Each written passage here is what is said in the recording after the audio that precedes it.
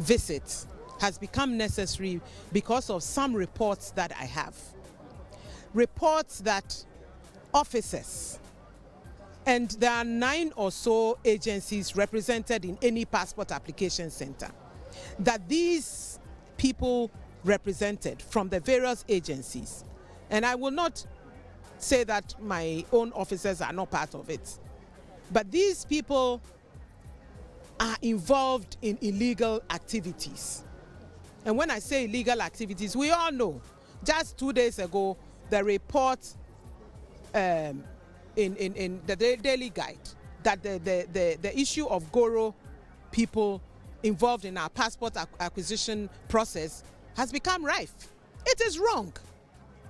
How can to acquire a passport? Why should this be so?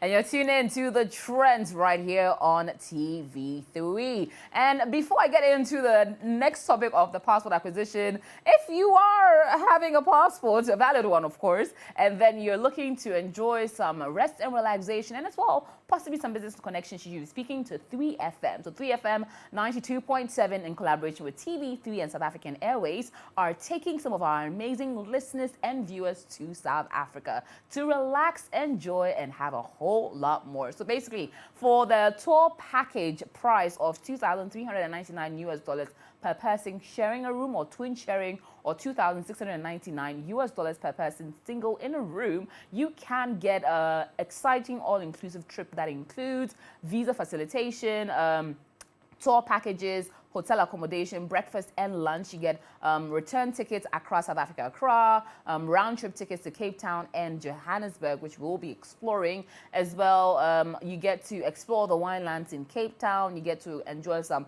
exclusive tours in Johannesburg. And as well, for those in the business communities in different sectors, from manufacturing to finance to IT, or perhaps advertising or events or marketing, or perhaps in the fintech spaces, you can be able to get access to some B2B or interesting business partnerships and collaborations in South Africa in collaboration with the South African Chamber of Commerce when we get there. So you can relax and as well make business connections at the same time. Call us on 0531 100927. That's 0531 100927. Please give us a call now. Let's get back into the conversation, and that was an interesting one. But I know, Komla, you yourself have had a personal experience dealing with getting your passport out of the passport office. Yeah. What happened? So sometime last year in October, I had a trip for a conference in Botswana. I had to renew my passport because it was 5 months and a few weeks to expiry. So once I was doing the online visa, entries, it kept bouncing off, meaning my passport was almost expiring. So I had to quickly go to the passport office thinking that I could renew it because I had like 3 weeks to the conference. So I thought that I could quickly renew and then use it to, make the application. But guess what? I was in Tamale on a project at the time. So I went to the Tamale office. I did the online entries. They gave me a date to come for the biometrics and things. I went. And then they said I'll hear from them. That was October last year. Wow. I got a call that my passport was ready end of July. This year. Stop. 9 months on. So I have no pleasant experience at all about the passport office. 9 months later. Yeah. Because I also was not ready to pay monies to anybody. I wanted to see how the system works, so I could tell a story of my own. So guess what? When this blew up days ago, I had to do a story on it for where I work for. And so I had an experience. So I was able to relate. 9 months, AJ. Hey, testing the system 9 months. 9 months. I am telling you. It's a boy. And there are people who have many experiences to share. Who've been there for a year and over. But also, have you had any personal experience with it? I mean, in the past, yes. Recently not recently. What was it? 5-6 years ago when they moved their office from. So when the renovation, and then the new fresh renovation. Yes. Luckily for me, that was when my passport also expired. It just aligned at that time. Perfect. So I got to meet it that first year that it was, and it was actually seamless. Usually when you go, you have to now, even if you're in the queue, you realize that people are paid and they're crossing. Everything was prepared. No one was, taking no one's money. You went, you paid what you had to pay for. It was express. You did. You sat down. You waited. You be called. It was all automated.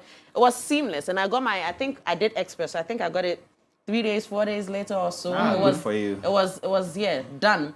But so to hear this, this was the renovation.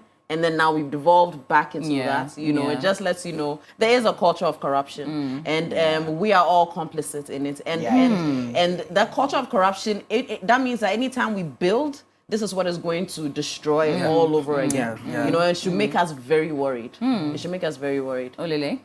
I think it's straightforward. Kamla put it better, and Akusha put it best. His experience, her experience is typically the two-sided coin of one is really good. Mine was actually really good. I think I renewed 3 years in 2020. Okay, so it was very seamless. I got it in like a few days. It was around that time. Yeah, it was fresh. It felt good. The explanation they gave around April last year was that they had run out of booklets and printing materials. But guess what? 1 week after I applied and 2 weeks after I applied, there are people who went to apply, the same excuse, we have run out of booklets, but they paid 1,000 cedis, 1,005. 5 days later, they got their booklets. Wow. Yes. So it tells you that there's a system failure. And once you paid money, you would get it. That's what stops people from printing more. And these Goro boys that we always talk about, it's not all the time that we see them hanging around the passport office looking, all that. There are people who are just sitting in the office or doing their regular things. They have connections there. You just contact them and say, yo, I need a passport. I have this amount. You ask for these details. You ask for your name, your whatever. Then he will even ask you, when do you want the appointment? Then you say, I want it in 2 days. Say, okay, give me a minute. Got you. He will make his phone calls and get back to you and say, okay, your appointment is booked for tomorrow. This is how much you pay. 1,000 cedis. You send the money and tell you what, in 3 days you get your passport. Because right now, it's as high as 3,000. As opposed to the express service that the passport office is supposed to have. Yes. Right? Which, Akusha, in this case, yours was 5 days, right? Yeah, I think 3-4 days. Did you pay for that? Yeah, you pay. So at that point, like you pay. So there's express cedis. and there's normal, and you pick. I think 150 cedis yeah, that's also like the normal. At the time, normal. Yeah. 150. So I want to understand the 1,000 that people are paying. And 2,000. Is it the same express Akusha? No. This is an express. Yes, because the person in the center. Express. The person in the center is not like an official of the passport office. He's just like the middleman working on behalf of course, somebody inside. Yeah. Because once I get your money, I get his money, I get her money.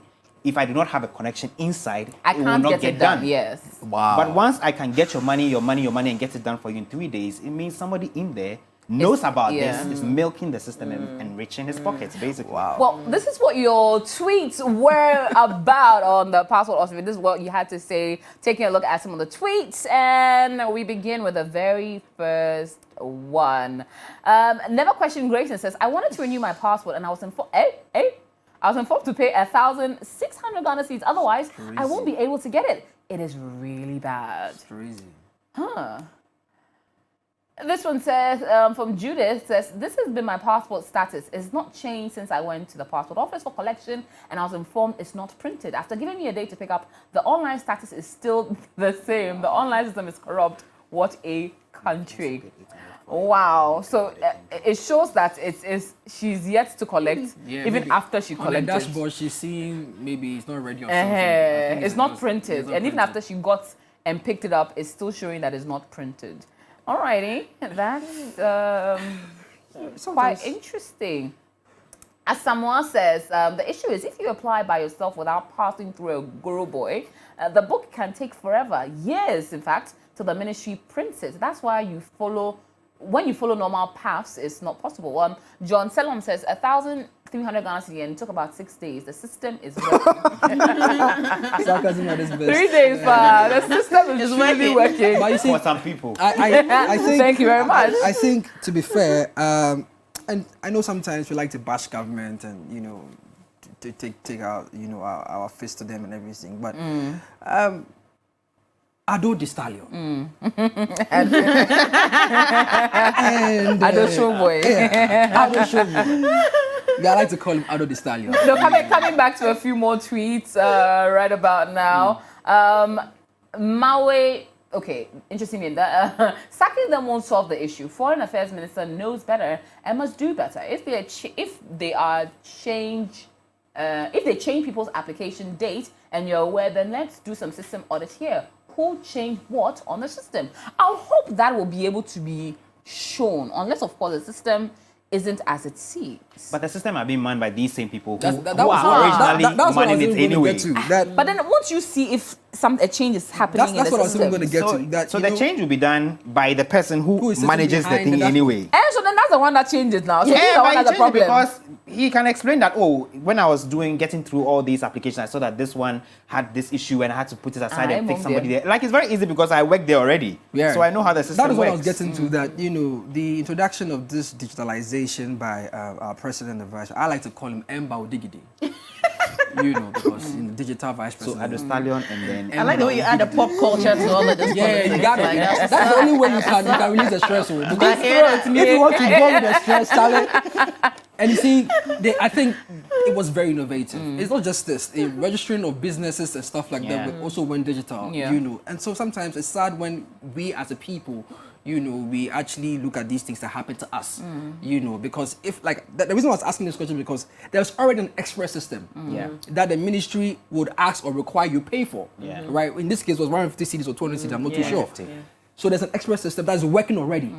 Why are we looking to expressively express that system again to the detriment of other people who, in this case, like Komla Adum, who wanted his passport within weeks to fly? Do you get it? So if he cannot afford the 1,600 or 2,000 cities, that means whatever opportunity he has It's lost. is gone. Yeah. Because the desperation you must feel when you know that you have a You trip understand? and you cannot get your can't passport to go. Yeah. because your passport is locked in a ministry and you can't even call the hotline and say, oh, I beg, just give it to me. I beg you. Oh, if I can show you proof of my travel My ticket itinerary. is printed. I beg. Oh, Yeah. It's hard. It's hard. Anyways, well, we're thankful that the minister has taken certain steps, including moving all the overstaying members of staff and ensuring that the system will hopefully revert to the way it should. So we're looking forward to seeing people getting their passport out on time.